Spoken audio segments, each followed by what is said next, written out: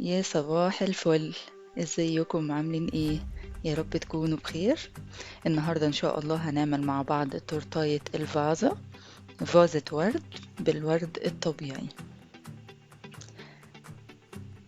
هنبدأ اول حاجة نعمل القاعدة بتاعة الفازة.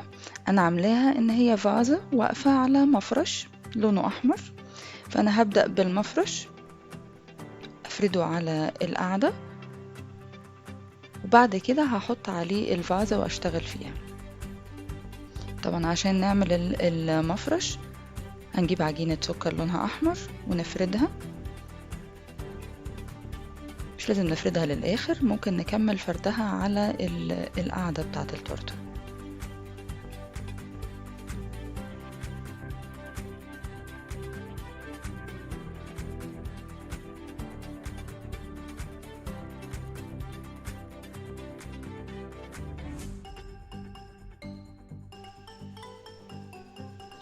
وبعدين هشيل من القاعدة بتاعة التورتة مكان التورتة نفسها، يعني ده المكان اللي هينزل فيه أو يتحط فيه الفازة، فأنا فرغته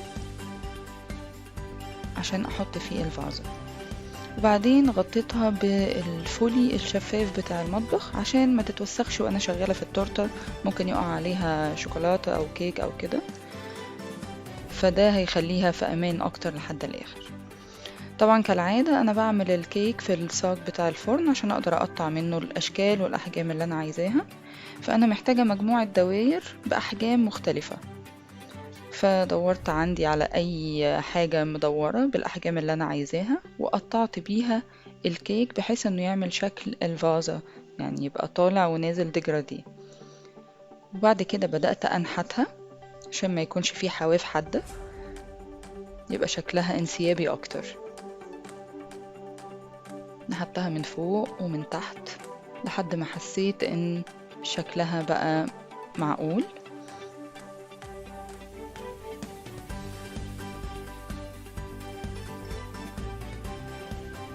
وبعدين بدأت أحطها على القاعدة اللي أنا مجهزاها. أنا دايما بحب أسقي الكيك باللبن عشان بيدي للكيك طراوة. وبعدين فضلت أحط طبقة كيك وأسقيها، وبعدين أحط عليها الجناش الشوكولاتة، وبعدين طبقة تانية، وهكذا.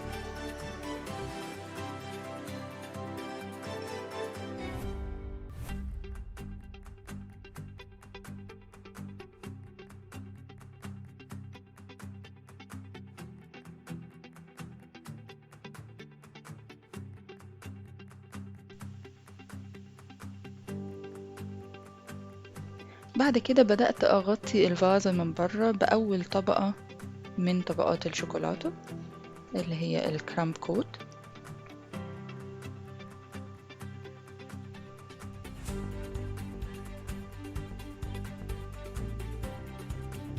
دي بتخلي الطبقة التانية من الشوكولاتة تكون أنضف، ما فيهاش أي فتافيت،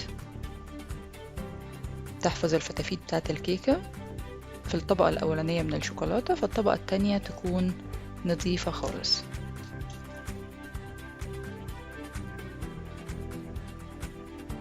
طبعا سبتها تمسك شوية، وبعدين بدأت أحط الطبقة التانية بقطعة البلاستيك اللي انتوا شايفينها دي، لأن الفازة شكلها بيضاوي شوية، فأنا محتاجة حاجة تاخد الشكل البيضاوي وتفرد معايا الشوكولاتة ما يكونش فيها أي حواف، فدي بتساعد إن هي تفرد على الشكل اللي أنا بعمله.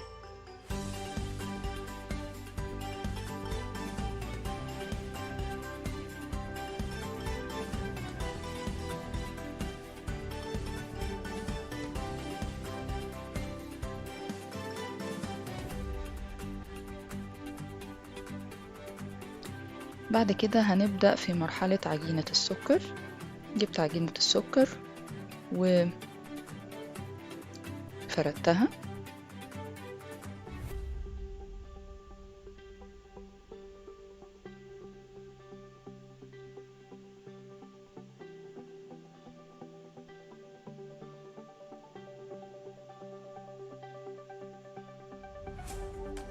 وبعدين جبت التورتاية وبدأت أعملها بالمية، فرشة فيها مية عشان عجينة السكر تلزق فيها على الشوكولاتة.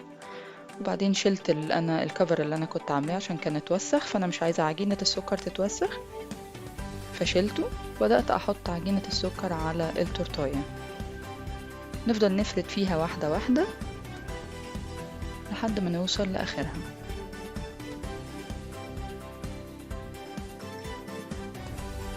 بعدين بنشيل الزيادات بتاعت عجينة السكر، ونحاول نسيب حتة كده زيادة عشان ندخلها تحت الفازة، بحيث ان ما يبقاش في حاجة باينة من تحت من التورتاية نفسها، الشوكولاتة يعني.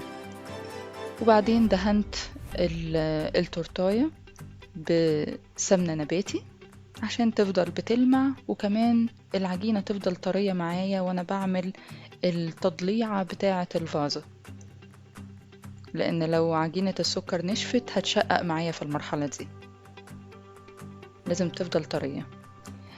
فانا جبت الخشب بتاع المطبخ اللي بنحط فيه الشيش طاووق، وبدأت اقسم الفازة 4/4 الاول، وبعدين كل ربع عملت فيه خطين بحيث ان يكون الشكل متناسق، ما يكونش فيه اماكن فيها خطوط اكتر من اماكن.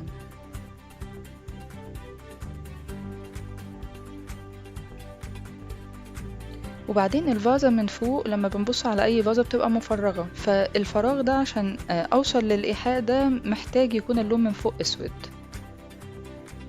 فده من تحت الورد كده هيدي ايحاء ان الفازة مفرغة حقيقي يعني.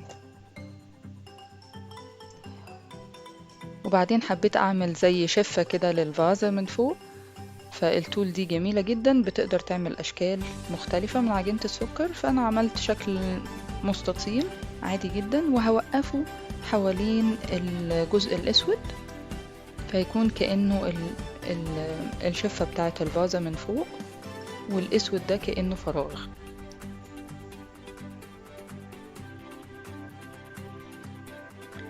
المفرش انا حبيت اعمله اي اشكال يكون شكله مفرش كده فيه ورد او حاجة، فانا جبت اللي انا ماسكاها دي شكل ورد، وبدأت اضغط على عجينة السكر كتير كتير كتير عشان تدي شكل الورد في المفرش.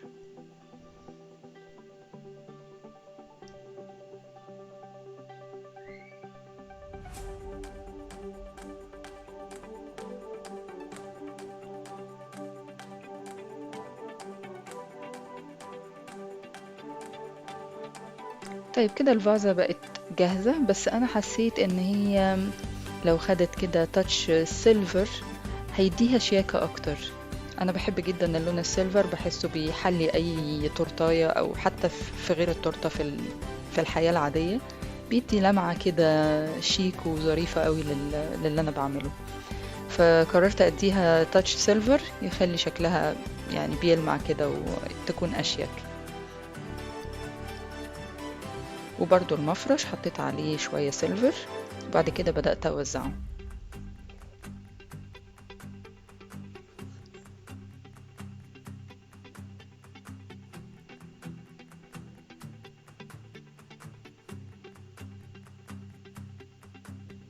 بعد كده بدأت أجهز في الورد الطبيعي.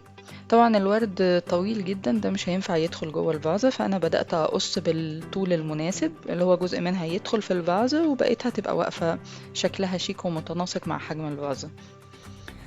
فبعد ما قصقصت الورد كله لازم نغطي الورد قبل ما يدخل في الكيك، لأن ده ممكن يكون فيه مواد سامة ممكن تكون مش كويسة تأذي اللي ياكل الكيك، فلازم تتغطى. طبعا في تيب مخصوص بيتلف على جذع الوردة قبل ما يدخل في الكيك، بس انا ما كانش عندي التيب ده، فقررت ان انا اغطيه بالفولي الشفاف بتاع المطبخ، وده هيقوم بنفس المهمة بالظبط. احنا غطينا الجذع بتاع الوردة او الساق بتاع الوردة، وبعد كده هندخله جوه الكيك. طبعا قبل ما ادخل الورد في الكيك لازم اخرم مكانها بحاجة ناشفة، انا خرمتها بالخشبة عشان لو دخلت الورد على طول الصاج بتاعها ضعيف هتتني وهتبوظ. فاحنا نعملها بالخشبة الاول، وبعدين في المكان بتاع الخرم ده نروح مدخلين الوردة اللي احنا مجهزينها. نبتدي نرتب الورد، دي حاجة ترجع لذوق كل واحد بقى، الالوان والتنسيق.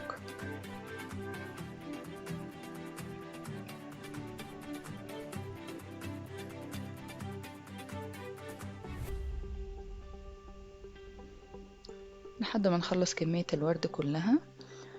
تهيألي شكلها شيك جدا وطريقتها بسيطة جدا، ما فيهاش أي صعوبة. أتمنى إن انتوا تجربوها وتقدروا تنفذوها. ما تنسوش تعملوا سبسكرايب لنستو تورتن عشان تجيلكم كل تورتاية جديدة.